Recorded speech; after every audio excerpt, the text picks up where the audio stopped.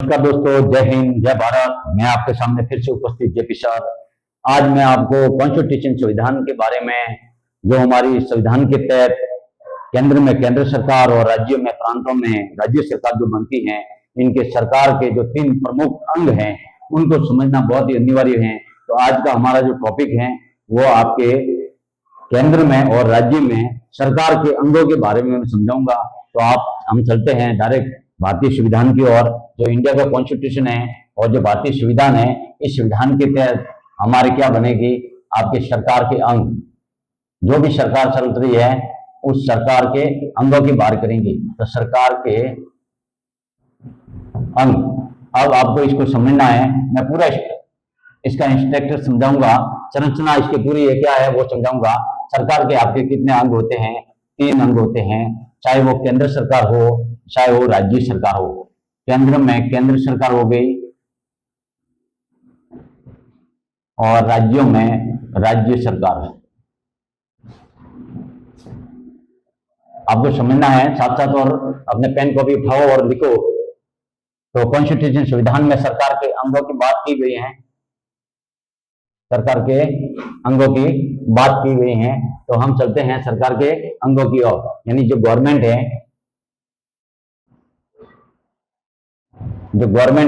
उन गवर्नमेंट के कितने अंग हैं, वो सरकार हमारे देश में कैसे चलाते हैं, केंद्र स्तर पे केंद्र सरकार कैसे चलाती है, तो हमारी ये कौन सी व्यवस्था है। तो संविधान में दिया है संघीय व्यवस्था, संघात्मक शासन, संघात्मक शासन, संघात्मक शासन दिया हुआ है। क्या दिया हुआ है? संघात्मक जो व्यवस्था है वो आपके अनुच्छेद 1 में दिया गया है। यानी संघात्मक शासन, संघात्मक यानी एक तरफ संघ होगा, संघ यानी आपके केंद्र हो गया, और एक तरफ आपके प्रांत हो गए, प्रांत यानी आपके राज्य होगा, और इन दोनों में जो बड़ा कौन है वो आपके होगा, संघ होगा। इसलिए ये कौन सी व्यवस्था है? संघात्मक शासन व्यवस्था है। तो हम चलते हैं सरकार के 3 अंग। तो हम ये बना देते हैं आपके, ये केंद्र सरकार की बात कर रहा हूं, केंद्र सरकार, ठीक। और इधर हम लिख देते हैं राज्य सरकार।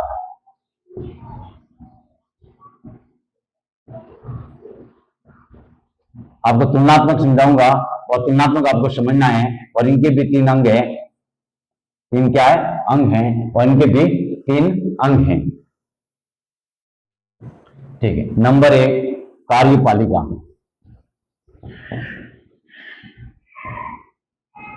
नंबर 1 कार्यपालिका, नंबर 2 विधायिका,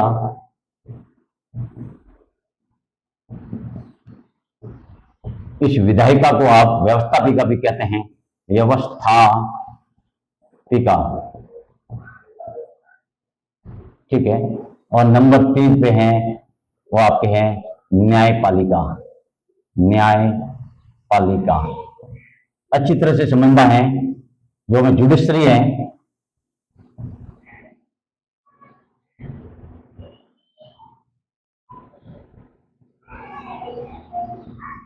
जुडिशरी है आपके, वो आपके न्यायपालिका हैं। फिर आपके जो कार्यपालिका हैं, इन तीनों के बारे में अपन, विधायिका के बारे में, कार्यपालिका के बारे में और आपके जुडिशरी के बारे में समझेंगे। तो आपको विधायिका, लेजिस्लेचर,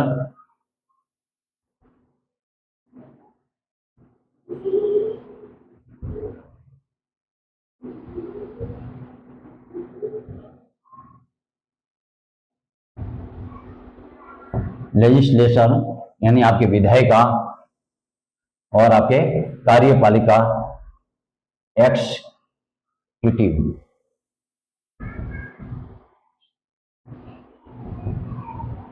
एक्सक्यूटिव, ठीक है। तो एग्जीक्यूटिव आपके कार्यपालिका, विधायिका यानी लेजिस्लेचर, और न्यायपालिका जुडिशरी, इन तीनों की बात करेंगे। तो इनको समझने से पहले अपन, क्या होता है भारत में, क्या होती है? संसद होती है। केंद्र में क्या होती है?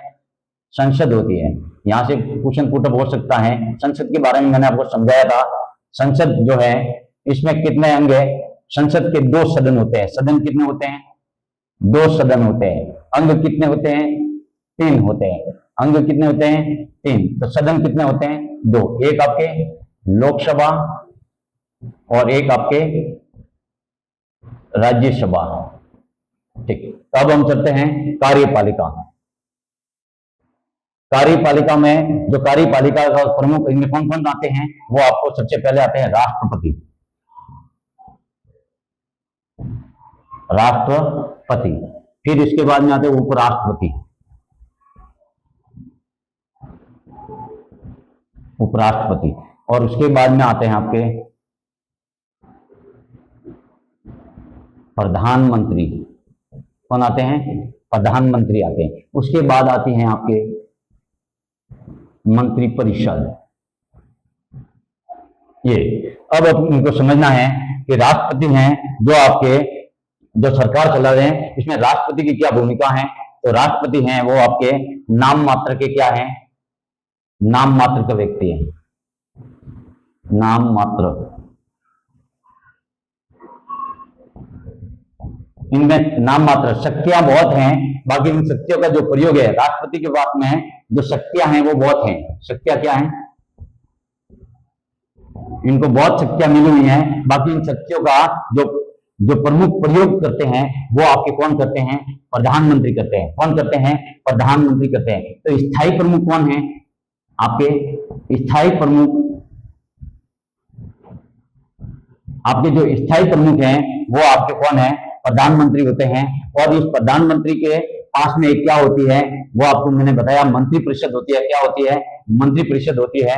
और इस मंत्रिपरिषद के बारे में आपको समझना है। तो एक 51वां संविधान संशोधन हुआ था। 51वां संविधान संशोधन हुआ था। 51वां संविधान संशोधन 2003 में 51वां संविधान संशोधन हुआ था। और उसमें आपके जो आपके संसद हैं उनमें लोकसभा के 15% जो सदस्य हैं, 15% जो सदस्य हैं वो आपके क्या बनेंगे?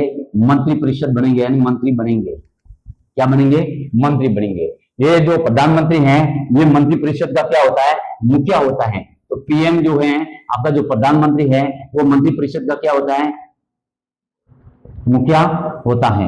अब देखो समझते हैं मंत्रिपरिषद जो है, मंत्रिपरिषद में जैसे भी मंत्रिपरिषद 15% व्यक्ति हैं वो मंत्रिपरिषद बनेंगे।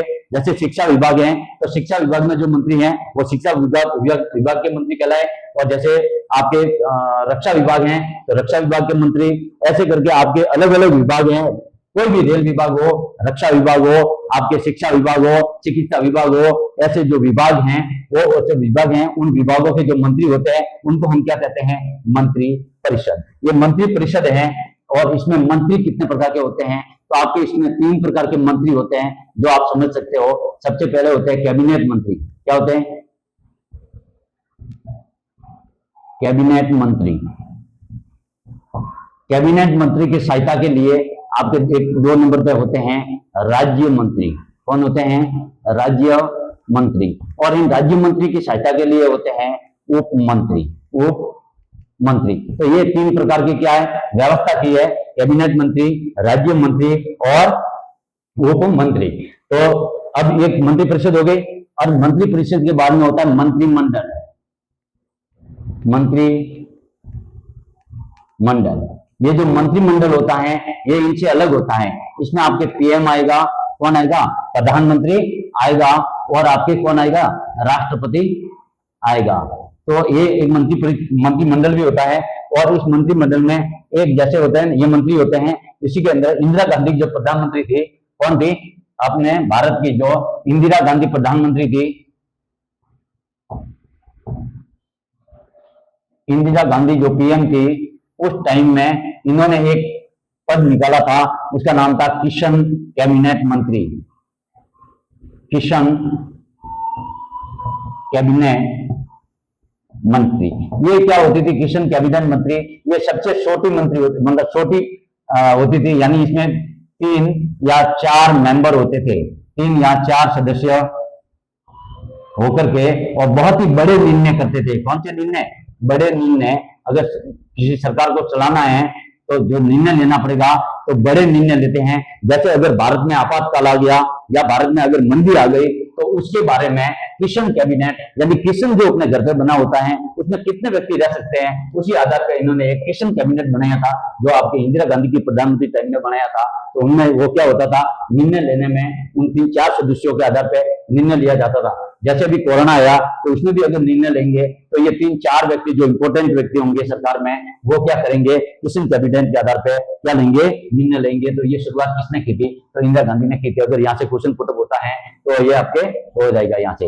अब क्या हो गया, राष्ट्रपति है जो नाम मात्र का कार्य, ये कार्यपालिका का हेड होता है। ये जो कार्यपालिका है जो कार्यपालिका है उसका क्या होता है, हेड होता है।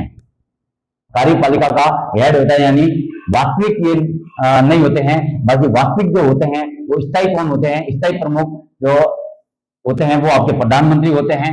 और आपके जो नाम मात्र के जो हेड होते हैं वो कार्यपालिका, यानी आपके कार्यपालिका के तो हेड हैं, यानी आपके संविधान में संवैधानिक हेड अगर लिखा जाए, इसको कहें तो सही रहेगा, संवैधानिक प्रमुख अगर बात करें तो वो आपके कौन हैं, आपके राष्ट्रपति हैं। क्योंकि राष्ट्रपति के पास में बहुत शक्तियां हैं और इन सभी शक्तियों का प्रयोग आपके कौन करता है, मंत्रिपरिषद और प्रधानमंत्री मिलकर के इन राष्ट्रपति के संपूर्ण शक्तियों का प्रयोग कर रहे हैं। इसलिए वास्तविक प्रमुख कौन हो गया, तो आपका वास्तविक प्रमुख हो गया आपका प्रधानमंत्री हो गया, यानी स्थायी प्रमुख कौन हो गया, आपका प्रधानमंत्री। यहाँ से आपको किसी को डाउट होना नहीं चाहिए, मेरे हिसाब से ये सही हो जाएगा। अब आते हैं हम विधायिका यानी व्यवस्थापिका। कार्यपालिका का क्या कार्य है वो भी मैं बताऊंगा। तो कार्यपालिका का कार्य बता देता हूं। कार्यपालिका, ये जो कार्यपालिका है इनका जो कार्य है वो क्या है, मेन कार्य। तो ये मैं स्क्रीनशॉट लेता हूं, दोनों मैं मिटा देता हूं इसको।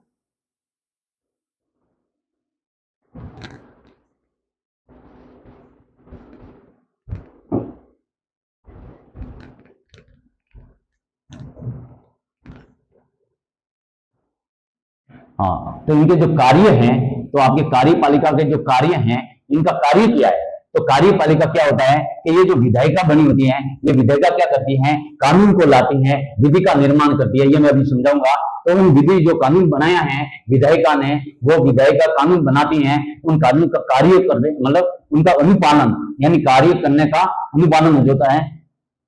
यानी पूरे देश में, समझा देता हूं मैं, पूरे देश में जो कानून बने हैं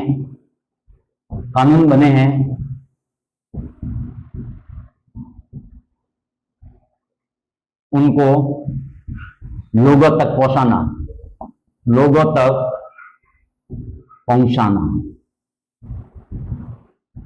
तक पहुंचाना यानी लोगों तक पहुंचाने का कार्य है वो आपके कौन करती हैं, आपके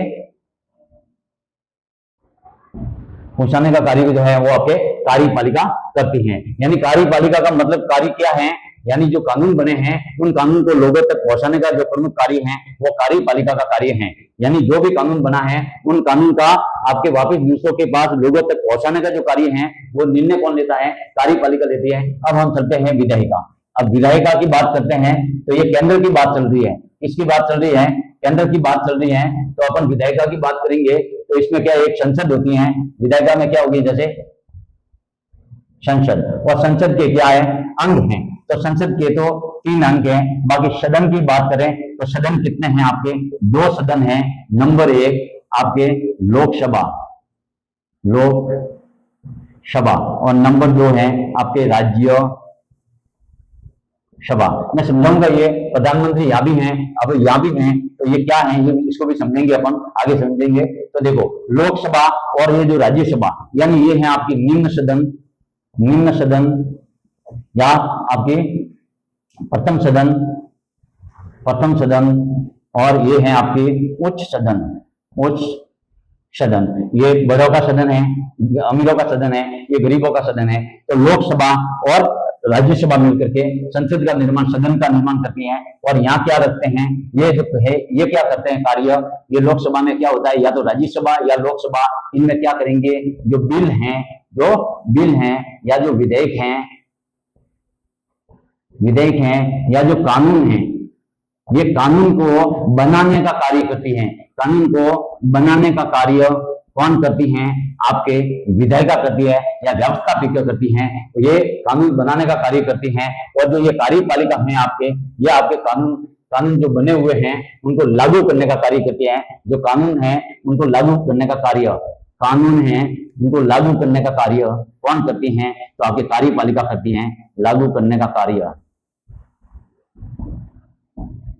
लागू करने का जो कार्य है वो आपके कौन करती है? कार्यपालिका। जबकि आपके बिल और कानून को लाने का कार्य कौन करती है? आपके ये करती है विधायिका करती है, वो ये कानून को लाती हैं। ठीक है। अब इसके बाद में आता है आपके न्यायपालिका। न्यायपालिका क्या होता है कि जैसे ही इन्होंने देखो, इन्होंने क्या किया, कानून बनाया, कोई भी कानून लाया और कानून को पास किया, बनाया, और कार्यपालिका ने क्या किया, देश पे लागू कर दिया, यानी इन कानून को लागू कर दिया, लोगों के साथ पहुंचा दिया। तो फिर अगर इसमें कोई अगर गड़बड़ हो जाए, इसमें अगर कोई समस्या आ जाए, तो उन समस्या का निवारण कौन करता है? निवारण यानी समस्या का जो हल है वो आपके कौन करती हैं? आपकी न्यायपालिका करती है। ये जो न्यायपालिका जो इंस्पेक्टर हैं वो आपके क्या कहते हैं, एकीकृत न्यायपालिका। भारत में कौन सी न्यायपालिका है? तो एकीकृत न्यायपालिका है। एकीकृत न्यायपालिका है। कौन सी न्यायपालिका है? आपके एकीकृत न्यायपालिका है। एकीकृत न्यायपालिका मतलब क्या हो गया वो मैं आपको समझा देता हूं, आप भी चित्र बना देना, मैं ये बना देता हूं। ये है एकीकृत न्यायपालिका। अब ये ढांचा बना हुआ है, ये शीर्ष स्तर है, तो ये निम्न स्तर है, तो ऐसे अपन बांटते हैं। तो ये जो तहसील स्तर पे है, कौन सा? तहसील स्तर। तहसील स्तर पे कौन सा है आपने? तहसील स्तर पे जो हमारे होते हैं ब्लॉक स्तर कहते हैं इसको, ब्लॉक स्तर पे यानी दिख रहे हैं,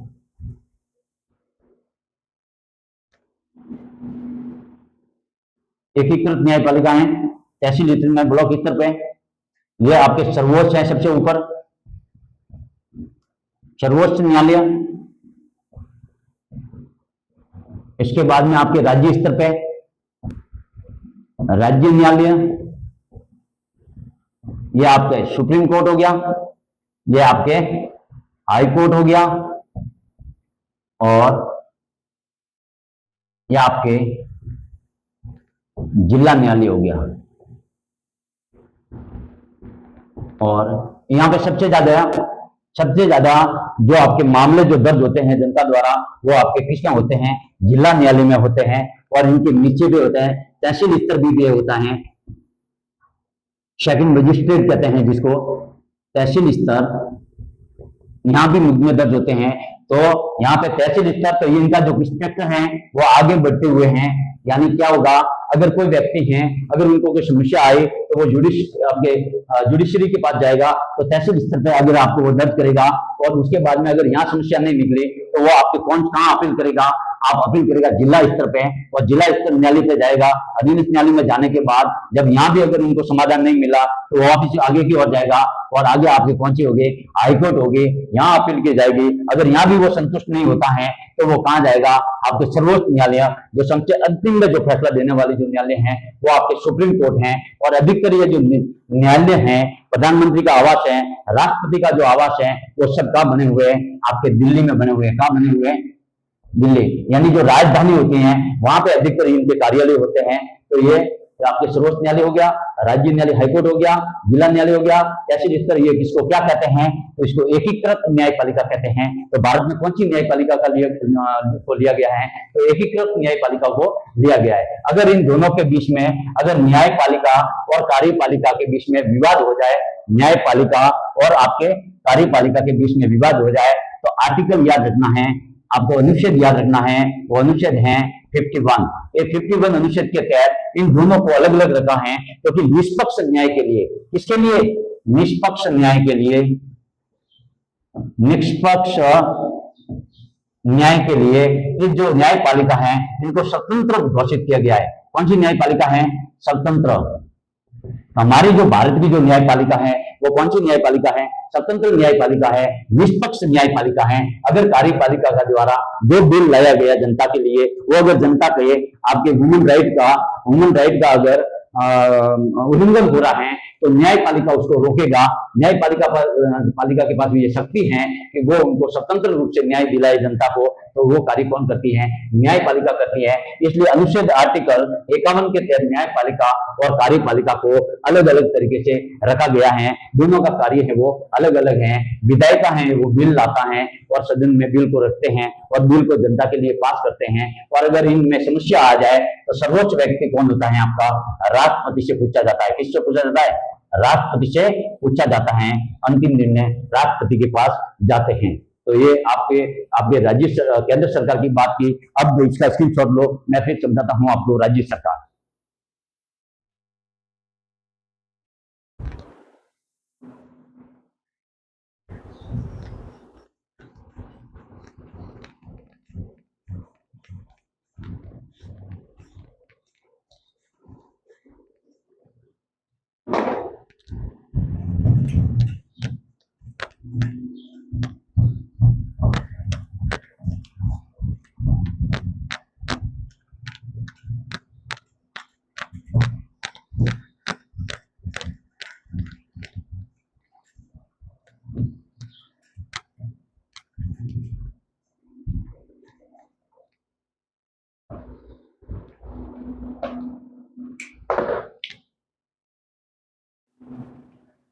अब हम करते हैं राज्य सरकार।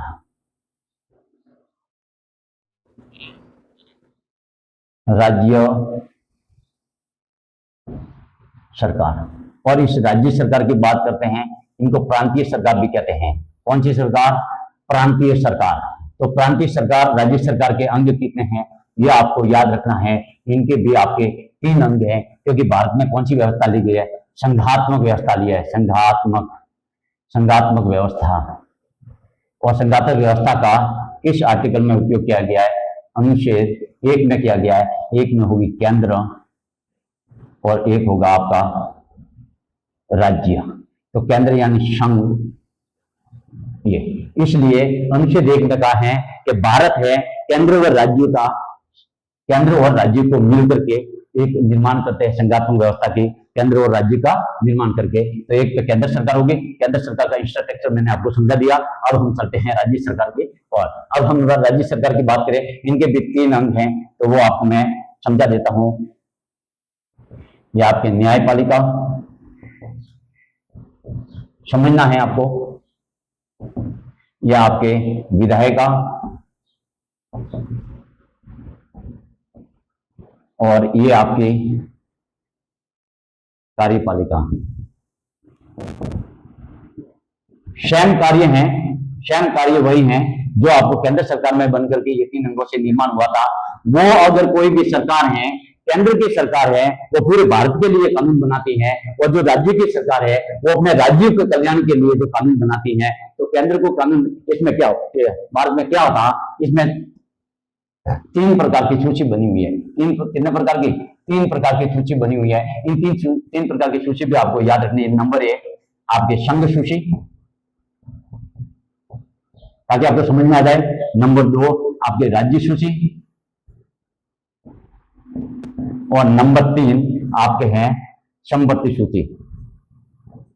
ये ऑस्ट्रेलिया से ली गई है।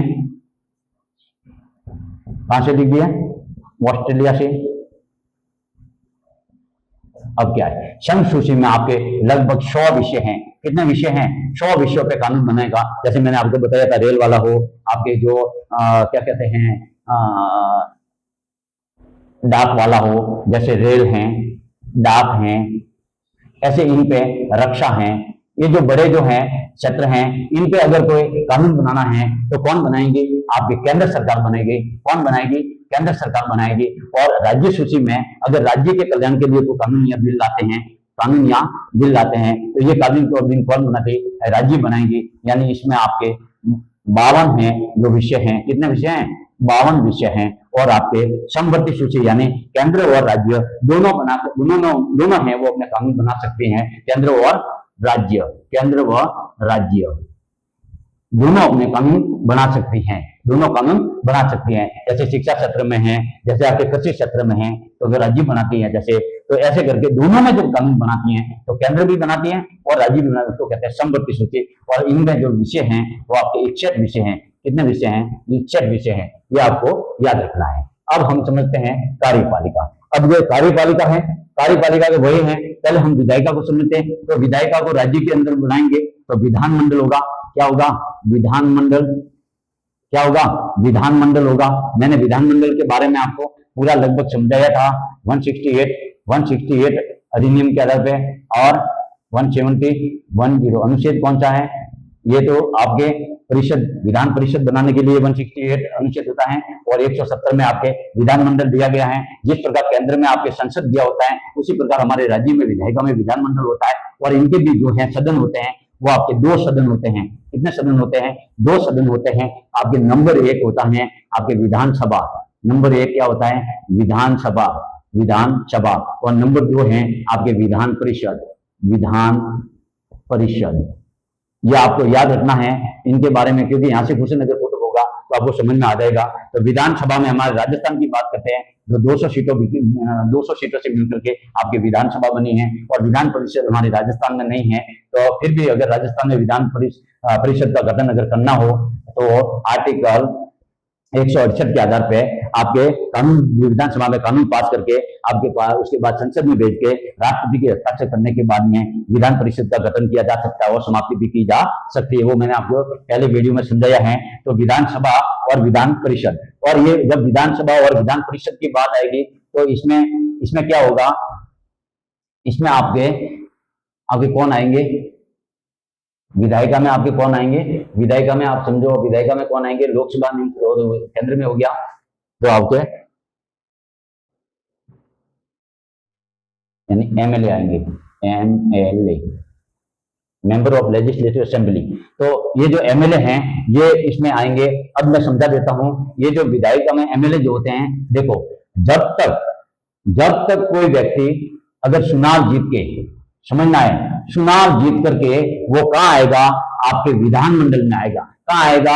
ये 200 जो व्यक्ति राजस्थान के जो विधायक हैं वो सब जीत करके कहाँ आते हैं? विधानमंडल में आते हैं। और जब तक ये विधानमंडल में आते हैं तब तक ये क्या है? एक क्या है? ये विधायक हैं। क्या हैं?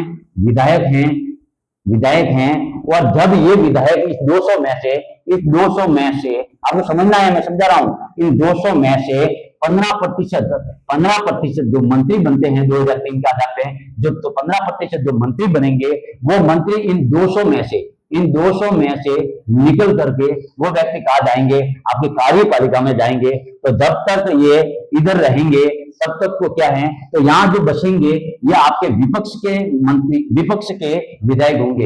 विपक्ष के विधायक हैं वो कहाँ बैठते हैं? तो आपके विधानसभा में बैठते हैं। और जो इनमें से 200 में से जो मंत्री बन करके यहाँ आएंगे तो वो कहाँ आएंगे? कार्यपालिका में। तो एक बार शपथ इनकी होती है वो संसद के आधार, देखो एक बार इनकी जो सदस्यता होती है वो किस आधार पे होती है? विधायक के आधार पे होती है। और दूसरी बार जब उसकी होती है तो वो किस आधार पे होती है? मंत्री के आधार पे। जैसे वो मंत्री बन जाता है तब वो कार्यपालिका में पहुंच जाता है। जैसे हमारा प्रधानमंत्री है, वो हमारे अभी राज्य की बात करते हैं तो यहाँ पे सीएम होते हैं। जो मुख्यमंत्री है वो विधायिका का भी अंग है और वो कार्यपालिका का भी अंग है। जब वो विधायक है खाली ओनली, यानी वो जीत करके आए विधायक है, तब तो वो कहाँ रहेगा? विधानमंडल में रहेगा। और जैसे ही यहाँ से वो मंत्री बन जाएगा, मंत्री परिषद बन जाएगी, तो वो हमारा जो सीएम है वो कहाँ आ जाएंगे? आपकी कार्यपालिका में पहुंच जाएंगे। तो इनका क्या है? एक संसद, एक क्या कहते हैं, विधायक के रूप में जो वो शपथ लेता है तब वो विधानमंडल में रहता है। जैसे वो मंत्री बन जाता है और मंत्री की शपथ ले लेता है तब वो कहाँ पहुंच जाता है? तो आपके कार्यपालिका में पहुंच जाता है। ये आपको एक डाउट है वो निकलना चाहिए मेरे हिसाब से। मैंने केंद्र वाले में नहीं समझाया, राज्य वाले में समझाता हूँ। ऐसा कैसा केंद्र में भी होता है, अगर जब तक कोई एक सांसद है, क्योंकि जो सांसद होते हैं वो आपके संसद में पहुंचते हैं तो वो क्या करते हैं? शपथ लेते हैं। तो एक वो सांसद की शपथ लेते हैं। जैसे उन सांसदों में से जब मंत्री बन जाते हैं तो वो मंत्री बनकर के कहाँ आ जाते हैं? आपकी कार्यपालिका में पहुंच जाते हैं। और जैसे वो कार्यपालिका में पहुंचते हैं, तो कार्यपालिका में पहुंचने के बाद में वो मंत्री बन जाते हैं। क्या बन जाते हैं? मंत्री बन जाते हैं। इसलिए इस विधायिका में एक सांसद के रूप में या विधायक के रूप में रहते हैं। और जैसे मंत्री बन जाते हैं तो वो कहाँ आ जाते हैं? आपके कार्यपालिका में। तो ये डाउट क्लियर होना चाहिए। तो हम ये बता दिया आपको, इसमें क्या होता है मंत्री। अब इसमें क्या होता है, जो विधानसभा है जैसे, तो इसमें कैबिनेट वो बताया था मैंने, किशन कैबिनेट, वो ये है, वो जो इंदिरा गांधी वाला, वो यहाँ पे बनते हैं और वो प्रमुख रूप से फैसला लेते हैं। कोई भी बिल को लाना है, अगर कोई आपात आ जाए, अगर बिल को लाना है तो वो बिल ला करके इधर पास कर देंगे, और पास करने के बाद में वो बिल इधर आ जाएगा, इधर आ जाएगा कार्यपालिका, और कार्यपालिका को ये बता देंगे कि ये जो विधायक हैं ये पूरे भारतवर्ष में, और मैं राज्य की बात करता हूँ तो पूरे राजस्थान के लोगों को इनका क्या कहते हैं, उन चीज को जो बिल बना है उनके बारे में वो सूचनाएं हैं वो लोगों तक पहुंचाने का कार्य कौन करते हैं, तो वो कार्यपालिका करती है। ये तो अब समझ में आ जाएगा। इनका काम है विधि का निर्माण करना, विधि का निर्माण करना या कानून बनाना, ठीक। और ये जब कानून बन जाता है तो कार्यपालिका के पास आता है, और कार्यपालिका इसका क्या करते हैं, पूरे देश में उनको लागू करना। तो कानून को पूरे राज्य में, और जब भारत की बात करें तो पूरे भारत में, अब हम राज्य की बात कर रहे हैं तो पूरे राज्य में उस कानून को क्या करना, लागू करना। और लागू वो क्या करेंगे, प्रशासनिक बॉडी होती है, प्रशासनिक बॉडी के आधार पर वो पूरे राज्य में इस कानून को, जो बिल बना है, लोगों के लिए बना है, लोक कल्याण के लिए बना है, राज्य कल्याण के लिए बना है, उनको पूरे राज्य में फैलाना, उनको लागू करना का कार्य है वो प्रशासनिक बॉडी के आधार पर कौन करती है, आपकी कार्यपालिका करती है। फिर ये जो जैसे बिल बन गया, कानून बन गया, उसके बाद में अगर इसमें कोई विवाद हो जाए, इसमें कोई समस्या आ जाए, समस्या आ जाए या कोई विवाद हो जाए, क्या हो जाए, विवाद हो जाए, तो विवाद की स्थिति में हम आएंगे न्यायालय के अंदर, यानी न्यायपालिका जुडिशरी के पास पहुंचते हैं। वही सिस्टम है जुडिशरी का, वही सिस्टम है आपके एकीकृत न्यायालय का। यहाँ पे आपके हाईकोर्ट हैं, यहाँ पे आपके हाईकोर्ट हैं, और यहाँ पे आपके जिला न्यायालय हैं, यहाँ पे आपके जिला न्यायालय हैं, और लास्ट में आपके तहसील न्यायालय हैं। तहसील, जब यहां से कोई मामला है, इनका क्या है, हमेशा नीचे से ऊपर की ओर बढ़ना, नीचे से ऊपर की ओर बढ़ना। यानी यहाँ अगर कोई आपको समस्या थी, आपने यहाँ पे कोई आवेदन मुकदमा दर्ज किया और उनकी अगर सफलता नहीं मिली, आप संतुष्ट नहीं हुए, तो आप अपील कहाँ करेंगे, आप जिला न्यायालय में अपील करेंगे। और जैसे जिला न्यायालय में जाएंगे, यहाँ भी आप संतुष्ट नहीं हुए, तो फिर आप अपील कहाँ करेंगे, आप हाईकोर्ट करेंगे जोधपुर, यानी हाईकोर्ट का न्यायालय कहाँ है, जोधपुर में है, तो हम जोधपुर जाएंगे, हाईकोर्ट जाएंगे और हाईकोर्ट में अपने उस अपील को करेंगे। उसके बाद में अगर फिर भी हमको संतुष्टि नहीं होती है, तो हम फिर जाएंगे केंद्र सरकार के पास, यानी केंद्र में जाएंगे, और केंद्र में आपके सुप्रीम कोर्ट बना हुआ है, जो सर्वोच्च न्यायालय के रूप में जाने जाते हैं। वर्तमान में आपके हाई कोर्टों की जो संख्या है वो 25 है, याद रखना। वर्तमान में भारत में आपके हाई कोर्टों की संख्या वर्तमान में कितनी है, आपके 25 हाई कोर्ट है। जैसे राजस्थान में हाई कोर्ट है, ऐसे करके कितनी हाई कोर्ट है, तो भारत में अब या वर्तमान में 25 हाई कोर्ट हैं। ये याद रखना, ये फैक्ट है और ये फैक्ट को याद रखना पड़ेगा। तो 25 वर्तमान में हाई कोर्ट है, और एक ही हमारा सुप्रीम कोर्ट है जो दिल्ली में है। एक ही हमारा क्या है, सुप्रीम कोर्ट है। यानी सबसे अंतिम में फैसला अगर निर्णय होगा तो उस किसका होगा, सुप्रीम कोर्ट का होगा, और वो माननीय होगा पूरे भारत के लिए, तो वो है सुप्रीम कोर्ट। ऐसे तो ये हो गया आपका, वो है दिल्ली में। कहाँ है, दिल्ली में। अब क्या हुआ, जैसे ये कानून यहाँ पे आया, अब इनमें विवाद हुआ, तो ये क्या करेंगे, वो जो कार्यपालिका है, विधायिका ने जो बिल बनाया, इन कार्यपालिका और विधायिका इन्होंने क्या करेगी, न्यायपालिका क्या करेगी, इस पे न्याय करेगी। ये न्यायपालिका का मतलब होता है वो क्या करेगी, जुडिशरी का मतलब न्याय करेगी जनता के लिए, कि उनमें अगर ह्यूमन राइट यानी मानव अधिकार या आपके जो मौलिक अधिकार है, कौन से अधिकार, मौलिक अधिकार हैं, जो मौलिक अधिकार जो वर्तमान में 6 हैं। संपत्ति का अधिकार आपका समाप्त कर दिया गया, संपत्ति का अधिकार था वो समाप्त कर दिया। ये जो 6 आपके जो मौलिक अधिकार हैं, ये वाद योग्य अधिकार हैं। कौन से योग्य हैं, वाद योग्य अधिकार हैं, वाद योग्य अधिकार हैं। यानी अगर आपके मौलिक अधिकारों का हनन हो रहा है, मौलिक अधिकारों का हनन हो रहा है, अगर कोई भी प्रशासनिक बॉडी मौलिक अधिकारों का हनन करती है, तो आप अपने कोर्ट में, हाई कोर्ट में या फिर सुप्रीम कोर्ट में, मौलिक अधिकारों के हनन के मामले में सुप्रीम कोर्ट या हाई कोर्ट, इन दोनों में आप जाकर के मुकदमा दर्ज कर सकते हो, अपील कर सकते हो और आप अपने अधिकारों को प्राप्त कर सकते हो सरकार से, अगर सरकार ने गलती की है। और अगर इस मामले में, इस बिल में भी अगर जनता के विरुद्ध में अगर उनके मौलिक अधिकारों का हनन हो रहा है तो उस बिल को भी आपके निष्पक्ष न्याय देने का काम, निष्पक्ष जो न्याय का पाठ है वो आपकी कौन करेगी? न्यायपालिका करेगी। और इन न्यायपालिका को स्वतंत्र न्यायपालिका कहा गया है। कौन सी न्यायपालिका कहा गया है? स्वतंत्र न्यायपालिका कहा गया है। यानी स्वतंत्र न्यायपालिका यानी निष्पक्ष ये न्याय करेगी, क्योंकि इनको आर्टिकल अनुच्छेद 51 के आधार पर इन दोनों को, कार्यपालिका और न्यायपालिका को अलग अलग रखा गया है। तो ये आपको अभी समझ में आ गया होगा। अब है हम कार्यपालिका। तो कार्यपालिका में कौन कौन आएंगे ये मैं तो मिटा देता हूं। चलो अब हम कार्यपालिका के पास पहुंचते हैं। आपको लगभग समझ में आ गया होगा। अब हम कार्यपालिका के पास पहुंचेंगे। कार्यपालिका में आएगा आपका, राज्य में होगा राज्यपाल। क्या होगा? राज्यपाल। ये भी देखो, ये भी राज्य का संवैधानिक प्रमुख है।